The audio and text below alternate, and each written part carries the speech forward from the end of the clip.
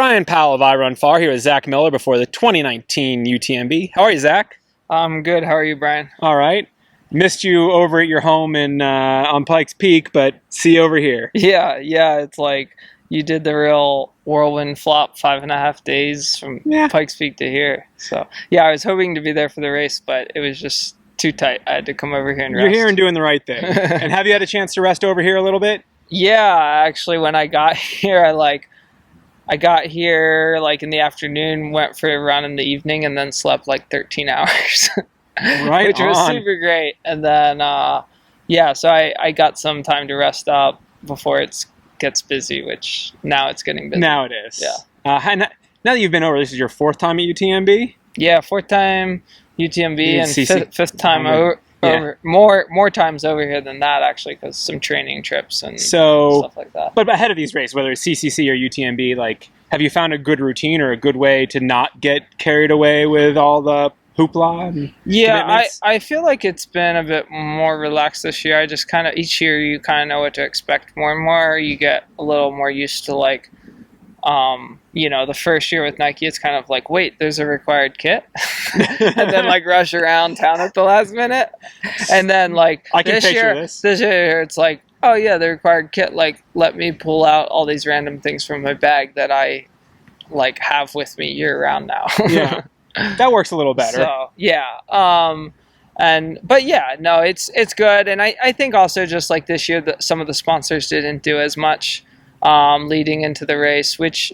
has been nice, like just not having as many things to run around and do. Not 3 different poster signing sessions. Yeah, I haven't done, like, I've signed some autographs, but like but just like for kids and stuff. Yeah. And like nothing like formal. So it's just been it's been nice to have it a little more chill this year. Yeah. Speaking of chill, I don't think you've raced anything since JFK last year. Is that correct? I did one race. I did the Buff Epic Marathon, the Sky Race out in Val d'Ebois, when I was over there this summer. In July? Yeah, in July. Okay. So. And how did that go?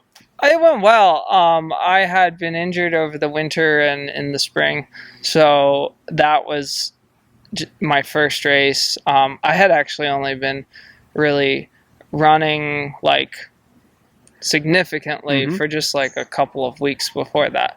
So I was out there, and I was there more for the brand, for Buff, and then they said I could race, and I thought maybe I'd do the 26K. And then when I got out there, I had done some longer runs in training, so I was like, maybe I can do it. And I was like, well, I don't really have anything to lose. I'll just test the fitness and see how it goes. So I just kind of did it to test things out and still to race. I definitely raced, but I had to be realistic with where I was at. It went well. It was fun. It was technical.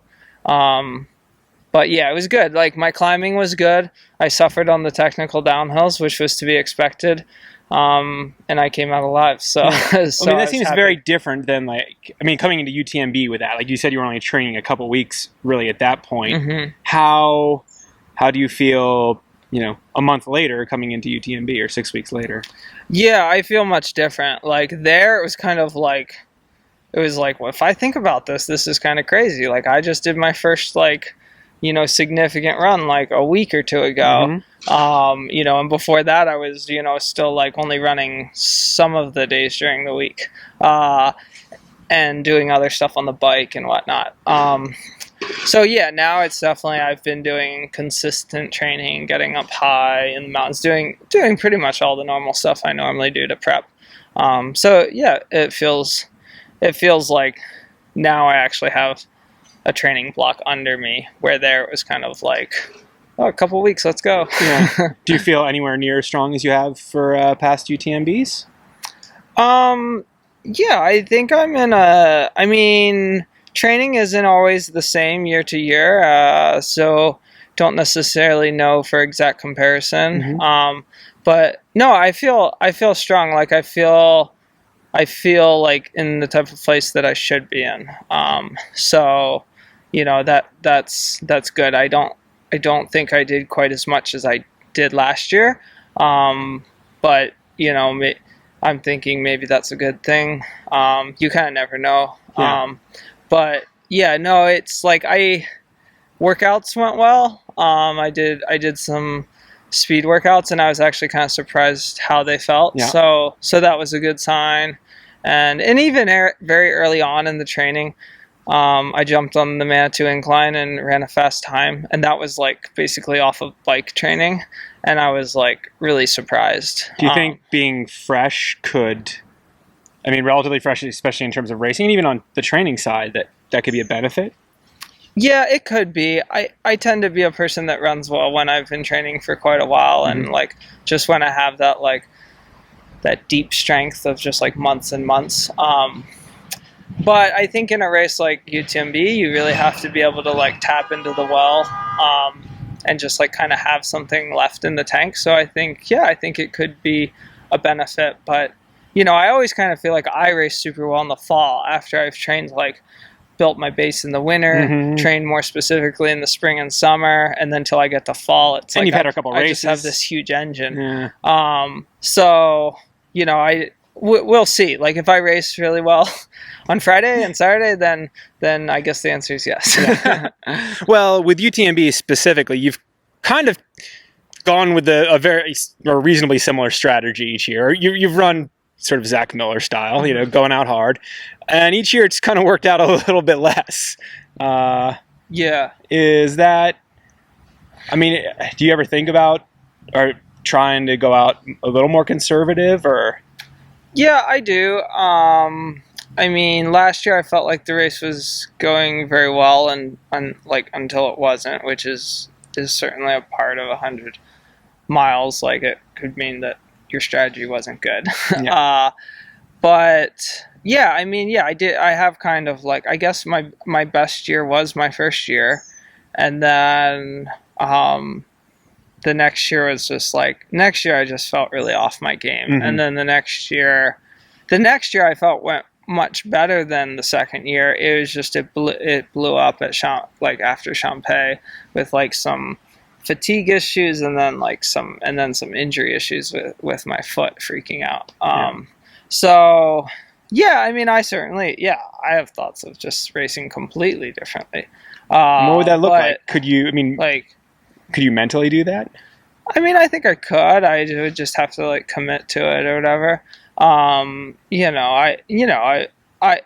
I obviously think about it. It's not like I just like come in every year and like I'm going to do exactly what I did last year and blow up. I think it's a little, I don't know.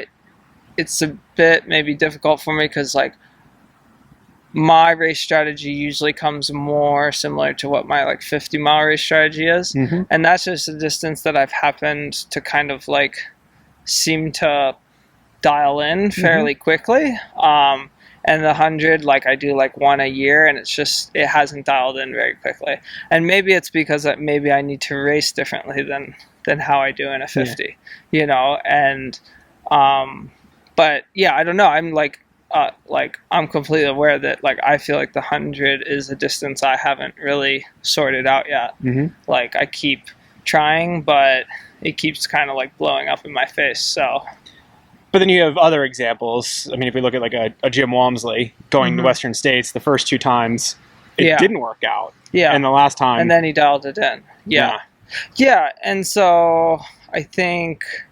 With a similar aggressive strategy. Yeah, and I think about that. Like I think about that too. I think, well, look at like what Jim did. Like he basically did the same sort of thing the first 2 years, and then the third year he got it. So, and you know, that's sometimes how I approach things when I'm trying to decide what to do. I think like, well, what would I tell someone else if they were in my shoes? And I'm like, well, what would I have told Jim those years? Is like I would have told Jim like, I mean, I like his aggressive style, but from a standpoint of if your goal is to win the race, I would have told Jim like, look, you're pretty much the fittest guy. You're pretty much the best runner in this race. You might as well just go easy at first, and then play your cards like later, like halfway through, or you know, 60% of the way through or something, and you'll probably win. Like.